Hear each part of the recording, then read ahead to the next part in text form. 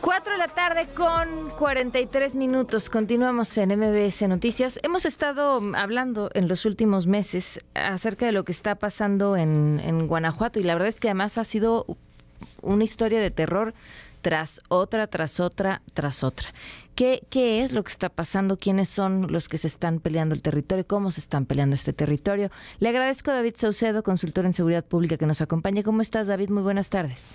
¿Qué tal, Pamela? Un saludarte a ti, la Victoria, a tus órdenes. Oye, este mapa de los cárteles da terror, o sea, prácticamente el estado entero está pues repleto de control de un grupo o el otro, principalmente del cártel Jalisco Nueva Generación, ¿no? Así es, la zona industrial, el que conforman las ciudades de León, Irapuato, Celaya y Salamanca, también las ciudades turísticas, Guanajuato capital, famosa por el Cervantino, San Miguel de Allende. La única zona exenta de presencia criminal es el noreste, pero es una zona agrícola prácticamente con poca población, mal comunicada, que no es del interés de los grupos del narcotráfico. Esta cartografía que tratamos de realizar para mapear la presencia de grupos del narcotráfico en Guanajuato nos permite saber nada más a simple vista, vuelo de pájaro, porque Guanajuato es durante 5 años consecutivos el estado del país que tiene el mayor número de homicidios dolosos. Guanajuato ocupa los primeros lugares en casi todo lo malo, primer lugar en homicidio de policías, primer lugar en homicidio de mujeres y, como te decía, primer lugar en homicidio doloso.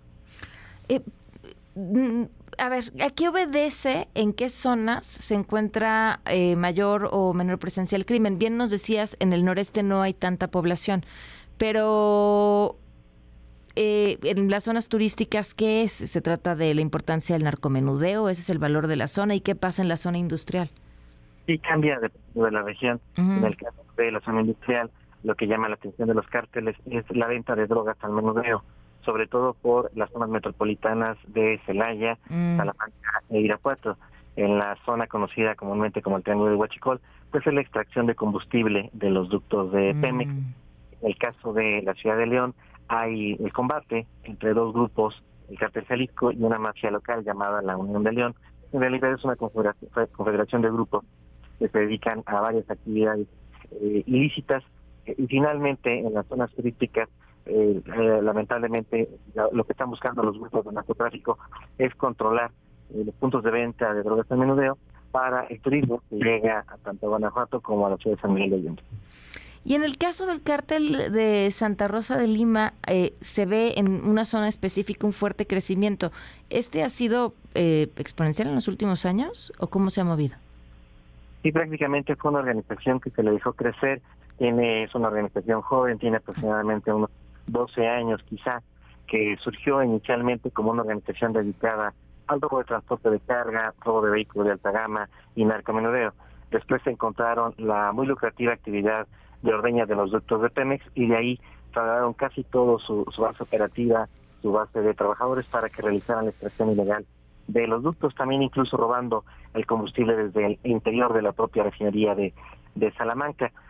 Quizá no habría habido este nivel de conflicto y de violencia homicida en Guanajuato si las mafias criminales que existían en Guanajuato desde hace más de 30 años hubiesen mantenido este mismo ritmo de actividad. Lo que cambió la ecuación fue el arribo en el 2014 del cártel Jalisco Nueva Generación, que se expandió a otros estados del país. Guanajuato, en suerte por ser un estado con colindancia con Jalisco, le tocó ser uno de las entidades en las cuales el hecho fijó su atención. Y estoy viendo tu mapa, pareciera que el principal motivo de conflicto está relacionado eso, con la presencia de dos bandas distintas en un mismo lugar. Definitivamente. De hecho, el cártel Jalisco estaba ganando la batalla. El gobierno federal y el gobierno del estado, voluntaria o involuntariamente, colaboraron con la expansión del cártel Jalisco luego de la captura de José Antonio Yepes, alias El Marro, hace un par de años. Pero en refuerzo del cártel de Santa Rosa de Lima llegaron células del cártel del Golfo y también del cártel de Sinaloa para impedir que los jaliscienses se apoderaran del estado de Guanajuato. Este esquema es muy similar al que tenemos en estados como Michoacán o Zacatecas, en donde el cártel de Sinaloa está tratando de frenar la expansión del cártel de Jalisco Nueva Generación en otros territorios. Permitirte mapear lo que está sucediendo en Guanajuato y voltear a ver lo que está sucediendo en otros territorios, ¿te permite encontrar diferencias en las tendencias del crimen organizado? ¿Hay algo que te llame la atención de cómo se está moviendo cuando puedes ver esto en una sola imagen? Sí, por supuesto, el enfoque geográfico nos permite diseño de políticas públicas, poder establecer puntos de control, direccionar a las fuerzas de seguridad pública para atender puntos específicamente del territorio. La perspectiva que tenemos creo que puede abonar para el diseño de políticas públicas más eficientes para el combate al crimen organizado. Lamentablemente, las autoridades que también cuentan con sus mapas de calor acerca de la situación de inseguridad en distintas entidades del país, pues no transparentan esta información, un poco porque perciben que puede haber una mala imagen para el país a nivel internacional. No hay mala imagen, ya la tenemos, así que yo creo que tendríamos que enfocarnos en las soluciones. Sí, sin duda, y ojalá así fuera. La verdad es que si bien es informativamente súper valioso, dan ganas de llorar de ver el mapa. Y me parece que estamos haciendo un mapeo de otras entidades del país, con gusto las compartiremos posteriormente. Hay estados como Michoacán, Zacatecas, que lamentablemente se encuentran en una situación muy similar. Híjole, pues te agradezco muchísimo, David, y vamos hablando en cuanto vayamos viendo los otros para ver qué está pasando en el país. Con todo gusto, Pamela, te mando un abrazo. Gracias, buenas tardes, 4:49.